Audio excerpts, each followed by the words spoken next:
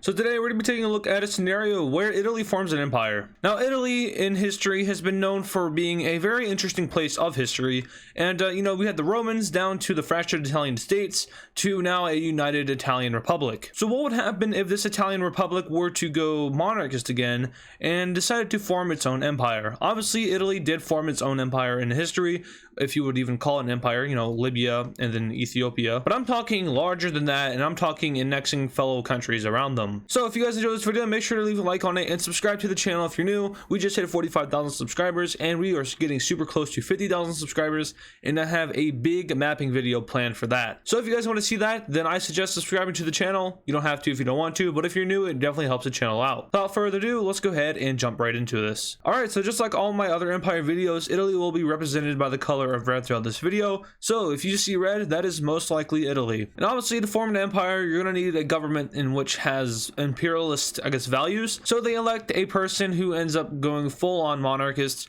and wants to take over all of, well, everything. Except he can't do that because Italy isn't that strong. Now typically in my mapping videos, I like to buff the country that's in question just because it gives them a more fair advantage when it comes to forming everything. And as well as that, I'm also disbanding NATO, the EU, the UN, all that kind of stuff is gone because it really just holds back the country. So yeah, let's go ahead and start this. So the first country Italy decides to invade is Slovenia. Now Slovenia is a pretty small country. It also does not have much of an army, so the Italians roll through. It's safe to say that Slovenia would probably fall within like 2 weeks if Italy invaded. Looking at the peace treaty, we have full annexation of Slovenia by Italy. Now as we know of World War I, they were promised lands over here on the Adriatic Sea, and they never got that. So in World War II came around, they got it sort of temporarily. Then the whole switch sides, lose land thing happened. But now they want it back, and now since there's no one holding them back, they invade Croatia. Now this could potentially ignite something down here in the Balkans.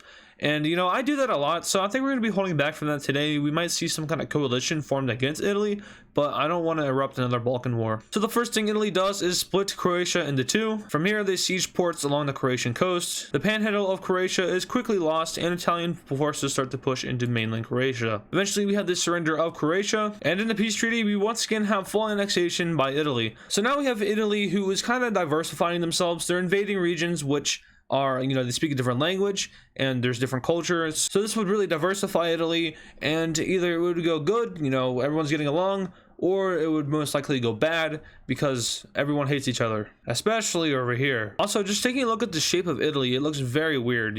It's the boot, and then we have whatever this is over here in the Balkans. But don't worry, that shape won't be lasting much longer because they take advantage of a political crisis in Bosnia and Herzegovina and decide to invade. But it's not only them invading, because Serbia has their hand in this war, and they decide to declare war on Bosnia in order to, get the Republic of Srpska, I think that's what it's called, out of Bosnia. Correct me if I'm wrong on that pronunciation. But Italian troops siege what little coast that Bosnia has, which is literally just like a pixel right here. And from here, they start to push towards the capital. Serbian troops cross over into eastern Bosnia and Herzegovina. Eventually, we have the meeting in the middle. Soon after this, we have just the collapse of Bosnia and Herzegovina, and a peace treaty is drawn between the two countries. Alright, looking at this peace treaty here, Serbia annexes about half of Bosnia and Herzegovina, I want to say, and the rest is given to Italy. So this Italian empire is definitely coming along, and it is definitely expanding in which the leader of the country wants it to. But now there's a little bit of a problem because they just invaded Bosnia and Herzegovina, and now they border Serbia and Montenegro. Now Montenegro and Serbia hold relations with each other, sorta,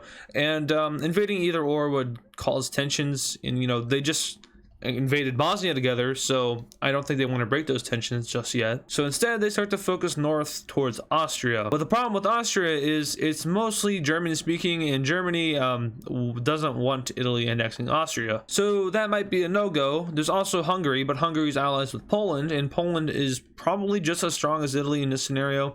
Or definitely not, because I buffed Italy, but it would cause problems. So where does Italy go? Well, there's France, but France is one of the strongest countries in the world. So what about Switzerland? Only problem with Switzerland is my famous word, mountain. So yeah, that exists not just right here, but also up here and down here and over here. So a partition is signed between Germany, France, and Italy, which will divide up Switzerland by languages. Now in this partition, Italy really doesn't get that much out of Switzerland. It does get, this part of land, but other than that, it mostly goes over to Germany. Now, Italy might be able to use that as leverage to invade Austria, but we'll go more into that later. For now, we have the Switzerland gangbang going on between Germany, France, and Italy. And poor little Switzerland, who's done nothing wrong in the last 200 years, is in a lot of trouble. Now, of course, this is an act of war against neutrality, something we kind of saw with Ukraine a little bit, kind of, not really neutral, a little bit. And the entire world does not like this. So what does the world do about it? Well, as we've seen from Ukraine and other wars, they do absolutely nothing about it. Now, Switzerland does have an advantage here, and that is that their entire country is a bomb. Not literally, but figuratively, yes. I know that the bridges in Switzerland are armed with bombs, and at any point they could blow up. Now, that's going to happen here, but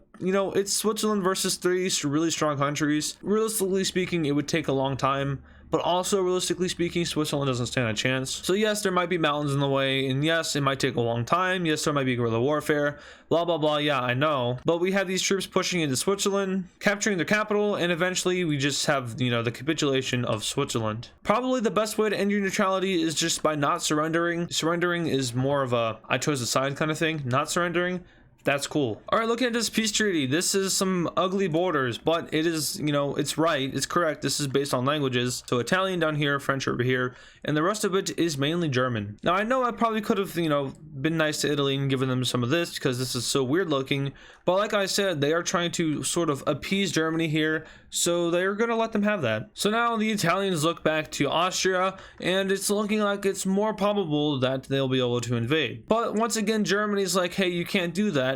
However, we'll help you. And with that, we have both Italy and Germany declaring war on Austria, and the world is kind of not happy with this because this looks just like World War II. We have the Germans and the Italians working together, and Austria is being annexed. But no one does anything about it because, like I said, this is the modern world we're talking about. So yeah, once again, mountain exists, but that's not a problem over here. It's also not a problem over here. So avoiding the Alps, we have both countries pushing up. We actually have Italy capturing the capital of Vienna, and eventually, after losing all of their non-mountainous territory, we have a small squeeze in of special operative forces, but this really doesn't serve a purpose as we have the Austrian government surrendering. All right, peace treaty. Yikes, that looks really bad. But unfortunately for everybody, this is how it's going to be, except for this little tiny land succession because that looks kind of weird on the map. But yeah, these are the new borders between Italy and Germany. And Germany's doing some real funky stuff here. But luckily, this video has nothing to do with Germany. Well, I mean, it kind of does, but it's mainly focused on Italy, who is now ready to take on Serbia because no one likes Serbia. That is a joke, sort of. So Italian troops flood into Vojvodina and push down towards the Serbian capital of Belgrade. Italian troops move in to occupy the remaining portion of Bosnia and Herzegovina. And eventually, the Serbian capital is captured. One united front line is established. And to make it official, Kosovo declares war on Serbia. See, now no one can say that they're not independent because they officially broken away into a, I guess, civil war, if you don't recognize it. So with this, we have Serbia's ultimate hatred for this region or country, and they start to push into it, which makes Albania very angry, but they don't join the war because, like I said, I'm not going to go to that extent. But yeah, Serbians pushing to Kosovo, it doesn't matter because Italy is here to liberate them. The entire western half of Serbia falls, and the Serbian troops in Kosovo are ordered to retreat. After said retreatment, Italian forces start crushing into the remaining of Serbia, and we even have little old Kosovo making their own offensive. From here, they push around and smug out any last remaining armies until eventually we have the surrender of Serbia. Peace treaty time. So Italy has now taken over pretty much all of the old Yugoslav areas, the northern half at least. Now there's just Montenegro, Kosovo, and I almost said Albania, North Macedonia. But they really don't have aspirations to invade those areas because, you know, they've already gotten a lot of valuable land. But since we're talking about an empire here, they do it anyway. Right after helping Kosovo, they decided to backstab them and declare war on them. And hey, you know, Albania doesn't like this, so they decided to join the war on the side of Kosovo. Well, that's kind of funny because Italy was already planning to invade Albania and they make their naval landing. So yeah, at this point, the Balkans just made a very bad decision. Either A, they existed, or B, they declared war on Italy. But nonetheless, these areas just pretty much fall within a few weeks. And just like that, they are now speaking Italian. Not really, but you know, you get the point. So at this point, Italy is almost done with their conquest in Europe, but for now they're going to be taking a little vacation in northern Africa. And by that, I mean they declare war on Tunisia. Now historically, this was French, but you know, they're closer to Tunisia than they are Libya. We'll get to Libya here in a second. But we have Italy making a landing in the north, and eventually taking the capital of Tunis. And from here, they just wrap around the coast, and just like that, everything valuable in Tunisia is now Italian. And then surrender. And just like that, we have a colony established. It's so close to Italy that it might not be considered a colony, but I have a feeling that just to kind of make fun of historical empires, they might rename this area to Carthage. For no reason though, not because they fought 3 wars against them or anything in the past and somehow won all 3 of them. No, nothing like that. So with Italy now having a foothold in Africa,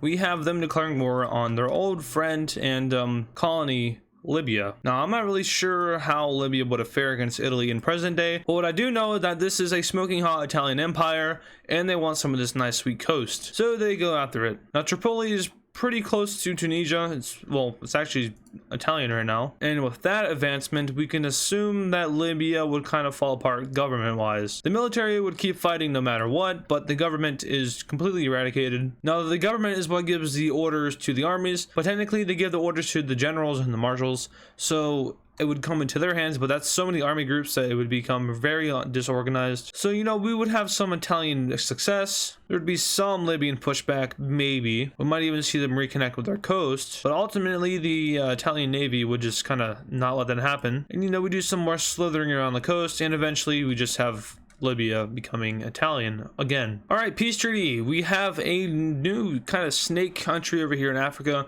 except that's actually Italy. And then we have the puppet of Libya. Although, you know, I say this a lot, but there's nothing here. So really, it's just kind of a anarchist state, I want to say. But nonetheless, the Italian Empire is rapidly expanding. Now the one thing here is that I'm not making the Roman Empire. I'm making an Italian empire, which kind of wants to be the Roman Empire, but can't be because it's sad. So the next best thing is this. But now, back over to Europe, we have Italy declaring war on Greece. Whoa, that would activate a defensive pact with France, wouldn't it? No, it wouldn't. Why, you may be asking? Well, because France and Italy have a non-aggression pact due to the signature over here that happened in Switzerland. So in real life, France would come to the aid of Greece, but in this scenario, they can't really do that. Also, I am realizing that only accounts for that non-aggression pact / peace treaty / defensive pact. Also, yes, I am realizing that is the only defensive pact I've accounted for in this video. I know there's probably some more between these other countries. I ignore them. I know I did. That just makes it more entertaining. However, we have Italy going to war with Greece. Now, if you know your history, you know that Italy doesn't like this region. Not because it's Greek or anything, but because they suck at invading Greece. And yeah, that's right. The Greeks never really put down their arms since World War II. And they are still very capable of pushing back the Italians. So much so that now the other countries are starting to question Italy's legitimacy. But don't worry, your good old friends, the Byzantines, I meant the Ottomans, I mean Turkey, are here to assist you in invading Greece. Okay, well, maybe they're not here to help you. That's right, so much so they managed to take over all Thrace, and yeah, they're scary. But unfortunately for Greece, that was all of their manpower, and the big empires around them are starting to come crashing down. Italy recaptures all of its land over here in the Balkans, and Turkey manages to take back all of Thrace. From here, these, well, I was gonna call them buddies, but you know, the split of Christianity and the Roman Empire, I don't really know if they're buddies. No, I'm talking pre-Ottoman. In the present day, they're not buddies at all. Maybe we could contextualize something out of that. I don't know what I was gonna get out there, but yeah, Greece is not good. They lose all of their panhandle, and the Turkish Navy does a little bit of island hopping. While they focus on all of the Greek islands, we have the Italians pushing down the Greek peninsula, which is kind of mountainy, but we're gonna ignore that. That's right, that's the first time I am going to ignore mountains. Nonetheless, we have the capturing of Athens and the fall of Greece. No surrender, because they're cool like that. All right, peace treaty wise, the division of Greece, Turkey gets all of the islands in Crete, except for, you know, some of them closer to Greece's peninsula. And then we also have Turkey gaining over a lot of the Macedonia area, and then all of Greece's panhandle. I think I said that twice. Bulgaria is a little bit scared now because they're surrounded by 2 really strong countries, and then, you know, Romania, who might just steal their whole entire country. And then, of course, Italy annexing the rest of Greece. Boom, Italian Empire. Looks a little funky if you really squint at it, but hey, empire is empire. And yeah, that's gonna do it for this video. So let's go ahead and take a look at the states of the Italian Empire. All right, so we have Italy pulling in 1884 and dividing up these areas with little craps given about anyone that lives there. I'm referring to the Scramble for Africa if you don't know what the date means. And yeah, so we have the Italian state itself annexing pretty much all the Adriatic Sea.